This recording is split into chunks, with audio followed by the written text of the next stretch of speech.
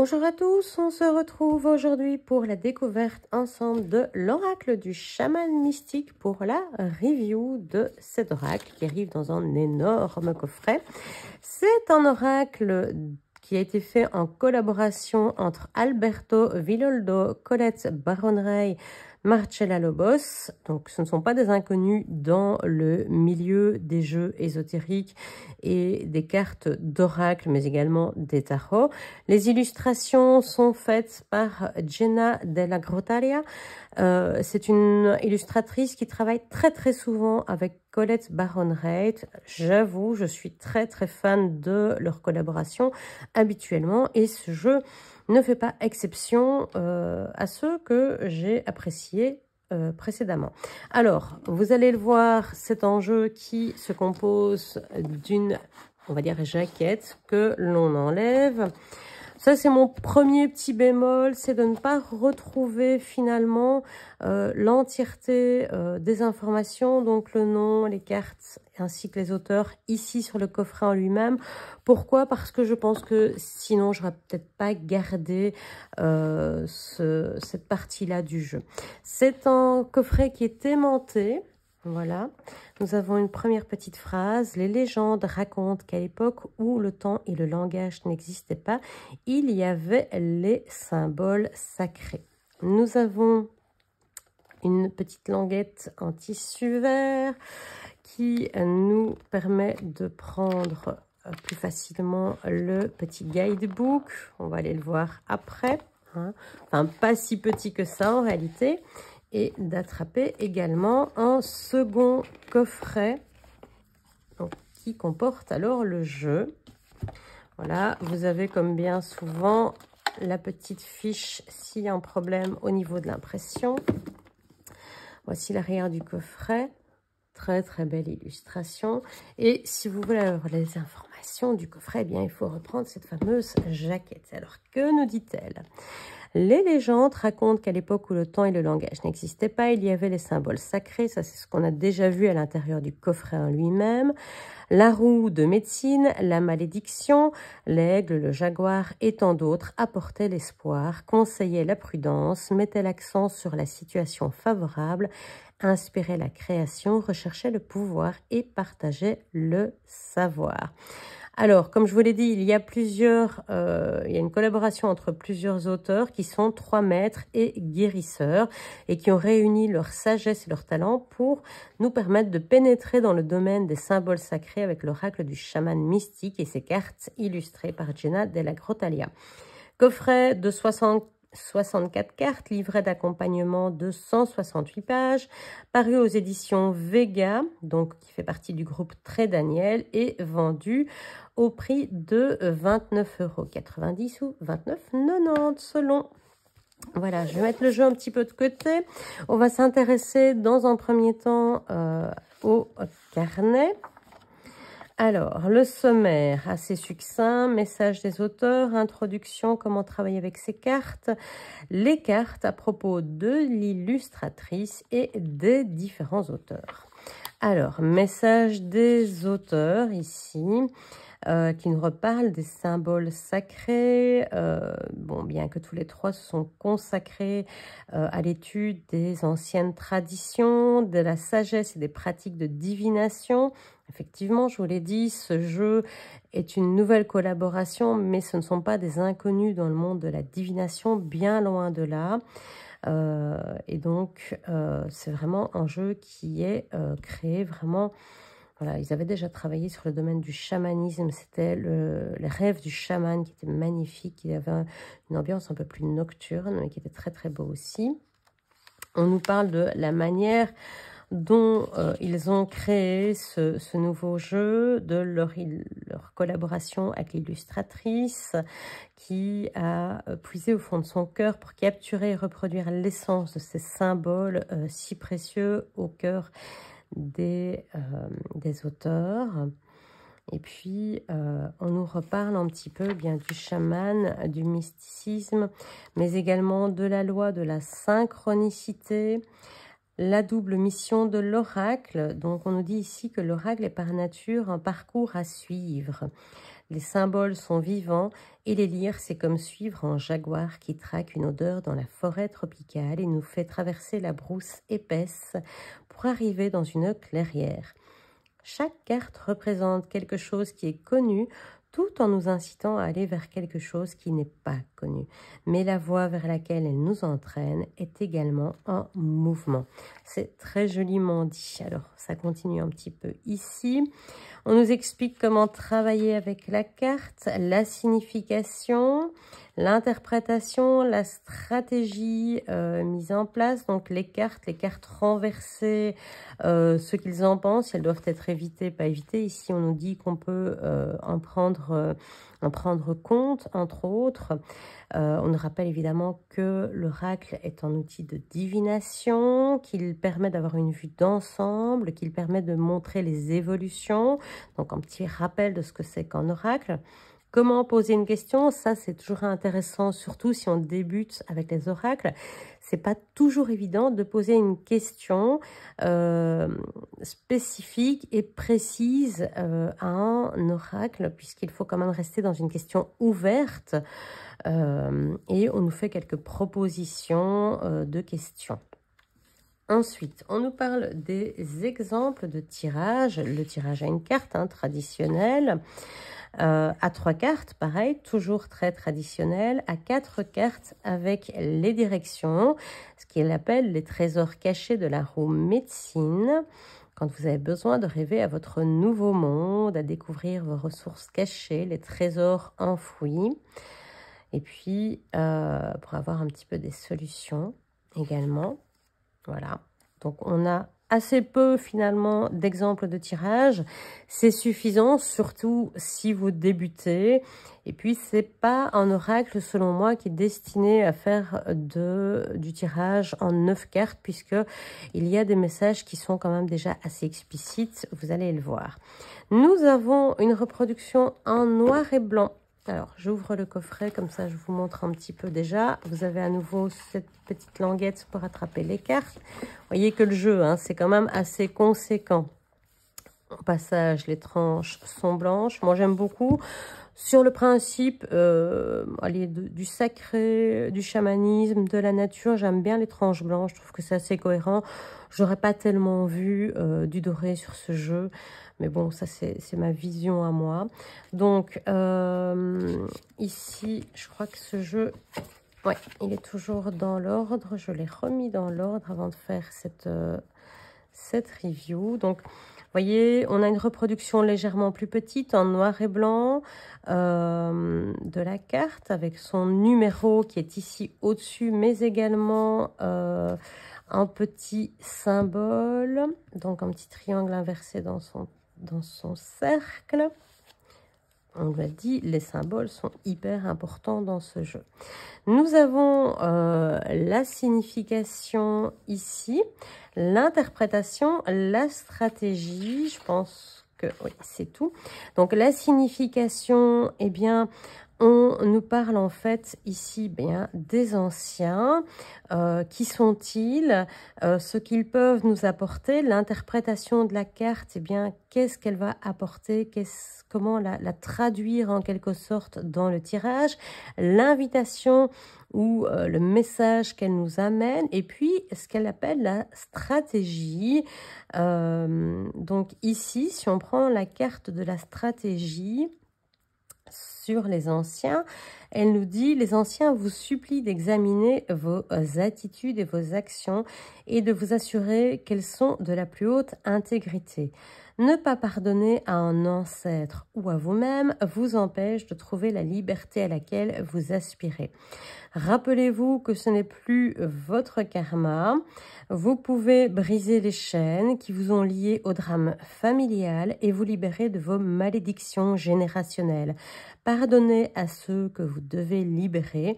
Honorez vos ancêtres biologiques en allumant une bougie pour eux ce soir. Donc, voilà, on a une petite mise en pratique également ici avec ce que l'on peut faire quand cette carte sort dans un tirage, quel que soit le tirage, qu'il soit à une carte ou à 4 cartes selon la place qu'elle va avoir dans le jeu. Eh bien, elle va nous en donner un peu plus, nous en dire un peu plus sur ce qu'il y a à faire. Effectivement, commencer par les ancêtres, c'est toujours commencer par sa lignée familiale. C'est quelque chose d'important dans le chamanisme et dans de nombreuses traditions également. Et donc, c'est plutôt pas mal de démarrer avec cette carte-là. Vous allez voir, bon, la flèche, on est vraiment sur un monde très spécifique. Il n'y a pas besoin de s'y connaître spécialement dans le chamanisme pour pouvoir utiliser ce jeu. Le livret est plutôt pas mal fait. La roue médecine, alors bon, si on n'a vraiment aucune connaissance dans le domaine du chamanisme, c'est pas tellement grave parce que on a cette signification ici. On nous explique ce que c'est que la roue de la médecine dans le chamanisme. Il y a quand même l'interprétation et la stratégie à mettre en place ici, eh bien ne plus différer son voyage de guérison. Et donc, ce sont des cartes qui vont nous aider dans pas mal de domaines, qui ne vont pas être là juste pour nous dévoiler un petit message, une petite voix. C'est pas juste une lueur quelque part au fond d'un tunnel, mais c'est également une stratégie, une mise en place, comment se libérer de ces blocages, comment avancer, parce que c'est aussi ça. Le chamanisme, c'est de la guérison, c'est un travail sur soi. Donc vraiment, c'est assez complet comme jeu. Les cartes sont voilà, suffisantes que pour... Il n'y a pas besoin d'apprendre le chamanisme. Après, si vous voulez vous renseigner plus, parce que ce jeu vous aura parlé, ben pourquoi pas. Mais je veux dire, vous n'avez pas besoin de connaissances préalables par rapport à ce jeu. Voilà les propos sur l'illustratrice ainsi que sur les auteurs. Chacun a sa page. Puis petit rappel ici de ce qui se trouve au dos de la jaquette. Et nous allons maintenant découvrir ensemble. Donc je vous remontre le dos du jeu. Voilà, le symbolisme encore et encore, toujours présent. Ça va vraiment être le fil de ce jeu. Alors, je vais rapprocher la caméra pour que vous voyez bien les cartes. J'ai toujours mon bras qui fait un petit peu de bruit quand je le rapproche. La carte numéro 1, les anciens. La croix andine. Donc, chaque fois, vous avez à droite ou à gauche le numéro de la carte, la flèche, la voix de la beauté, l'être aimé. Voilà, le symbolisme ici, il est clair, n'a pas forcément trait au chamanisme. Le rouge, la couleur de la passion, les mains qui viennent entourer ce cœur. Alors, vous ne le voyez pas forcément peut-être, mais il y a des petits détails dans le cœur également. C'est un jeu qui est intéressant à voir pour ces détails, ces arrière-plans, ces fonds. On le voit ici sur l'épée, avec les phases de lune qui sont également représentées. Il y a beaucoup de détails. On a la plume qui est accrochée à la lame également. C'est un jeu qui demande à être vu, à être pris en main, à être découvert et puis surtout à être utilisé. Probablement dans un premier temps avec l'aide du guide. Et puis, si vraiment vous sentez à l'aise, que vous l'utilisez fréquemment, vous allez voir que vous allez pouvoir vous passer de ce livre et peut-être revenir vraiment au guidebook pour tout ce qui est stratégie et mise en place à ce moment-là. La 7, l'enfant. Le 8, le cercle. Pareil, le cercle qui revient dans de nombreuses traditions. L'achèvement, avec le serpent, le 9. 10, le maïs. 11, le conseil. 12, le coyote. 13, le corbeau. 14, la malédiction. C'est magnifique cette carte. Ok, le message en lui-même, la malédiction, on n'a pas forcément envie de tomber dessus, mais la carte est magique avec l'ombre de la main qui vient se poser sur la bouche. La 15, le tambour. Je vous l'ai dit, de manière générale, les illustrations de Jenna Della Grottaglia, c'est quelque chose toujours d'hyper inspiré, c'est des illustrations hyper profondes, où il y a du détail, où il y a de l'information, et vraiment c'est toujours un travail magnifique que j'adore découvrir, et vous faire découvrir également. 16, l'aigle. 17, la terre. 18, le gardien de la terre. 19, le feu. Donc on a les élémentaires qui sont également représentés. 20, le flux. 21, l'accueilleuse. 22, la danse des fantômes. 23, l'offrande. 24, le cœur du ciel. 25, la montagne sacrée. 26, le colibri, de plus en plus fréquemment représenté dans les jeux, le colibri. Il y a même un jeu qui lui est dédié, la sagesse du colibri. 27, le chasseur. Le colibri, donc la sagesse du colibri, vous pouvez retrouver même la review déjà sur notre chaîne. 28, le jaguar. 29, le voyage. 30, l'éclair. Avec, je ne sais pas si vous le voyez bien, la silhouette de l'homme. 31, le monde inférieur. 32, le guerrier lumineux. 33, la magie. 34, les chemins multiples. Avec toutes ces surimpressions, c'est vraiment magnifique. À découvrir, rien que pour sa beauté, pour aller chercher le symbolisme qui est représenté. Vraiment, on comprend quand on voit les cartes. J'espère que vous voyez suffisamment les détails que pour voir les symboles qui sont incrustés les uns dans les autres. 35, la roue de médecine. 36, le monde du milieu. Là aussi, hein, le symbolisme est parfaitement représenté. La 37, la lune, ainsi que toutes les phases de lune. 38, le chaman mystique. 39, la chouette. 40, la Pachamama. 41, l'arc-en-ciel. 42, le faiseur de pluie. 43, le hochet. Ça, c'est un outil vraiment traditionnel. 44, le sacrifice. 45, le voyant. Il y a aussi beaucoup de symbolisme représenté sur cette carte. 46, le serpent. 47, le miroir enfumé. 48, le sorcier. 49, la récupération d'âme. 50, la spirale. 51, le bâton. Outil traditionnel également. 52, la quiétude. 53, le soleil. 54, la hutte de sudation.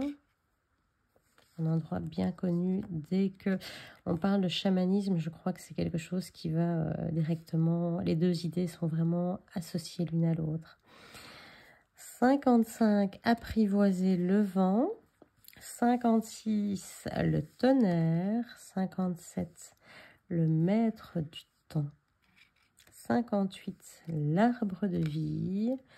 59, le monde d'en haut. 60, la quête de vision. 61, l'eau. Donc on retrouve l'élémentaire. 62, la sauvageonne. 63, le vent. Ça pourrait être représenté par l'air également, qu'on n'a pas encore vu dans mes souvenirs. Et enfin, 64, le témoin. Voilà pour ce qui est de ce jeu. J'espère que vous l'aurez apprécié autant que moi. N'hésitez pas à me dire ce que vous en pensez en commentaire, à liker cette vidéo si elle vous a plu ou à vous abonner à la chaîne pour nous soutenir et ne rien manquer des prochaines reviews. On se dit à très bientôt pour une prochaine découverte. Ciao!